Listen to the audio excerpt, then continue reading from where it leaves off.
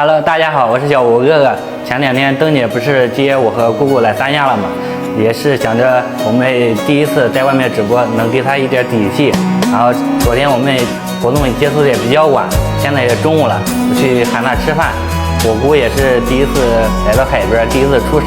等会儿吃完饭，陪着她去海边转转，她肯定很开心。这我们还给我留个门儿，呀，这都收拾衣裳了。俺姑这来了，说是来玩的，天天闲不住。你看这说是带着我姑出来玩的，但是不管走到哪都闲不住。可能当家长的不管在哪都想为小孩多做一点。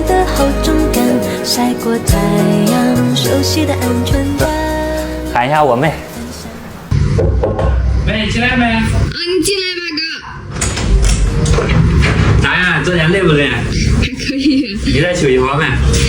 差不多。我今儿刚才都起来，我都好好整了。你这不喊我，也躺着睡着了。晚上下去吃点饭，然后带着咱姑去海边转转。你要累的话，我带着她去就完了。你一直不喊我，我又躺这了，腰有点疼，多睡了一会儿。走吧，带着咱都带着咱姑一块儿去转转。她第一次来，肯定对啥都可新奇。走。咱姑要啥呀？瓶子，拿个瓶子，他说去海边参加那个小螃蟹。现在没有，只有晚上有。啊？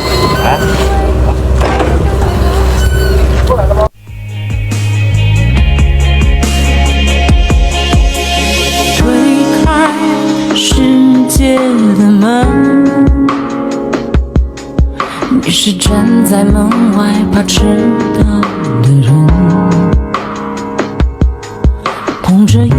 哥，这对着大海，你有什么新年愿望吗？希望你越来越好，希望咱家也能越来越好。咱姑有什么愿望呀？咱姑肯定希望咱健健康康、开开心心的。几个月来到海边了，咱姑第一次来。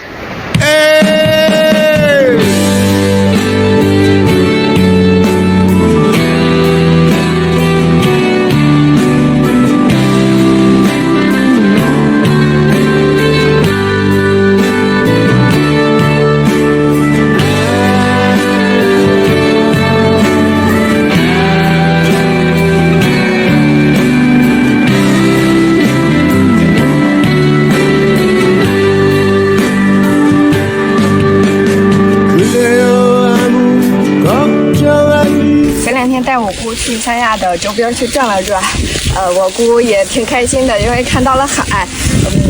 昨天晚上已经顺利的把我姑送回来了，因为这2天要清明节了，家里房子也开工了，不能一直在那边待着，下次再带着他们去更远的地方去玩。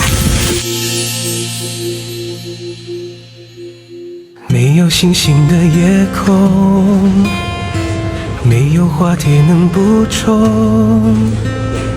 太多承诺从指缝中